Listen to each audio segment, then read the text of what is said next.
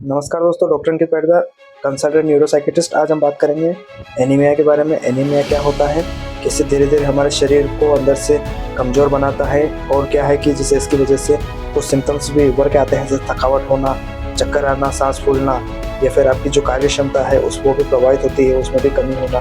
तो विस्तार से समझेंगे एनीमिया क्या होता है, इसके कारण को समझेंगे, लक्षण को समझेंगे, क्या क्या इन्वेस्टिगेशन इसमें की जाती है, लक्षण के साथ में इसका ट्रीटमेंट कैसे होते हैं और इससे बचा कैसे जा सकता है, इसके बारे में बात करेंगे। तो एनीमिया एक मतलब मेडिकल कंडीशन में देखो पैथोलॉजिकल कंडीशन है, जिसमें क्या है कि शरीर में हीमोग्लोबिन रहता है, रेड ब्लड सेल्स, तो उसकी कमी हो जाती है।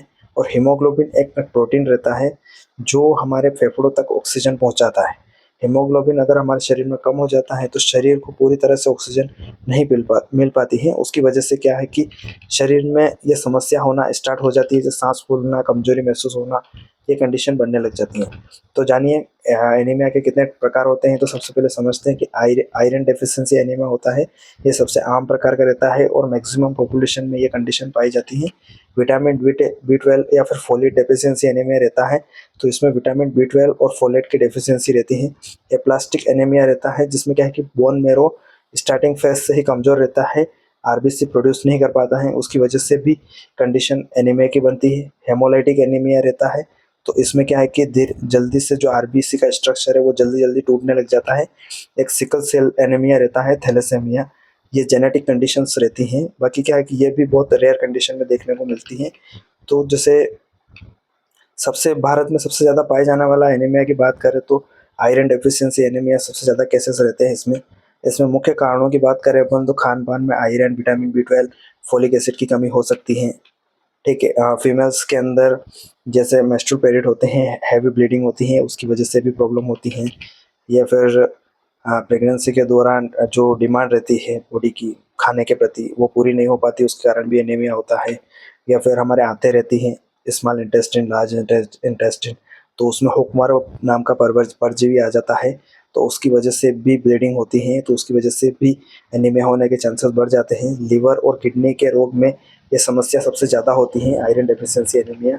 बार बार खून बहना या फिर ऑपरेशन के बाद में रिकवरी होने में बहुत टाइम लगता है, तो इसके बाद भी एनीमिया हो सकता है।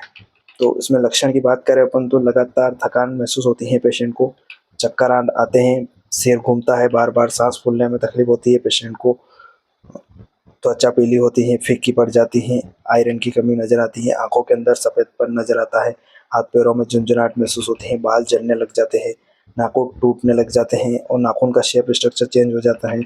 इसके साथ में एरिथमिया की कंडीशन भी बन जाती है, दिल की धड़कन अनियमित हो जाती है, कहीं ना कहीं देखा जाए तो टेकीकार्डिया की कंडीशन भी बनती है, दिल की धड़कन रहती है वो बढ़ जाती है। तो एनीमिया की इन्वेस्टिगेशन की बात करें अब तो सीबीसी टेस्ट इसमें किया जाता है, हीमोग्लोबिन, आरबीसी, एमसीवी और एमसीएच का इसमें टेस्ट किया जाता है, तो उसमें कंप्लीट ब्लड काउंट में पता चल जाता है कि आपको आयरन डेफिशिएंसी एनीमिया है या नहीं है। सीरम आयरन, फेरिटिन और टीआईबीसी आयरन की स्थिति चेक करने के लिए इन्वेस्टिगेशन की जाती है। विटामिन बी 12 और फोलेट टेस्ट, एसिड टेस्ट किया जाता है, उसकी वजह से क्या है कि फोलेट के लेवल को चेक किया जाता है, विटामिन बी 12 की स्थिति को चेक किया जाता है।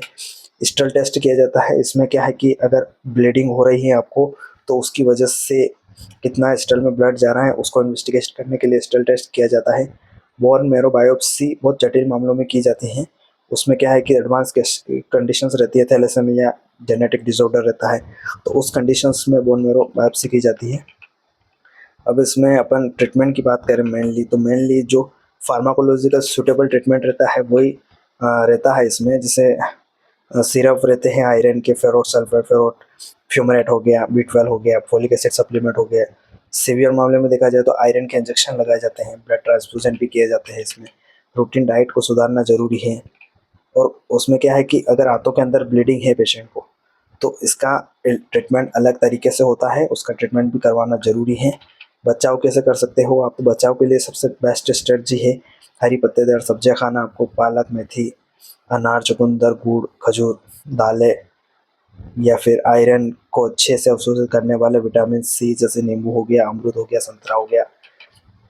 पानी आप पिए तो तांबे के बर्तन में रख के पिए, ताकि क्या है कि आयरन का एब्सॉर्प्शन अच्छा हो जाए।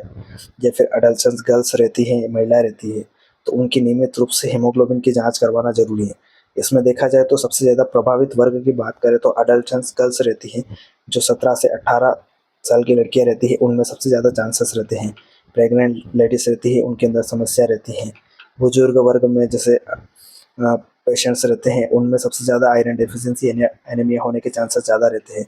और एक जिनको संतुलित आहार नहीं मिल पाता है, जैसे जैसे गरीबी रेखा से नीचे आते हैं, या फिर उनको पौष्टिक खाना पूरी तरह से नहीं मिल पाता है, तो उस कंडीशंस में भी एनीमिया होने के चांसेस बढ़ते हैं।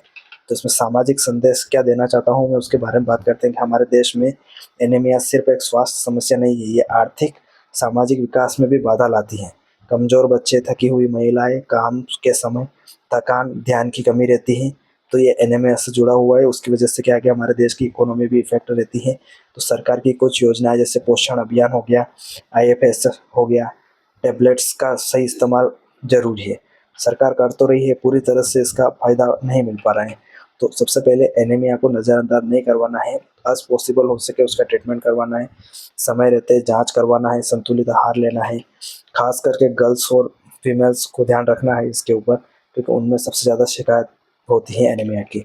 अगर आपको ये जानकारी उपयोगी लगे तो दूसरों के साथ शेयर करें। हम साथ मिलकर भारत को एनीमिया फ्री बना सकते हैं, अगर आप चाहें तो। Thank you.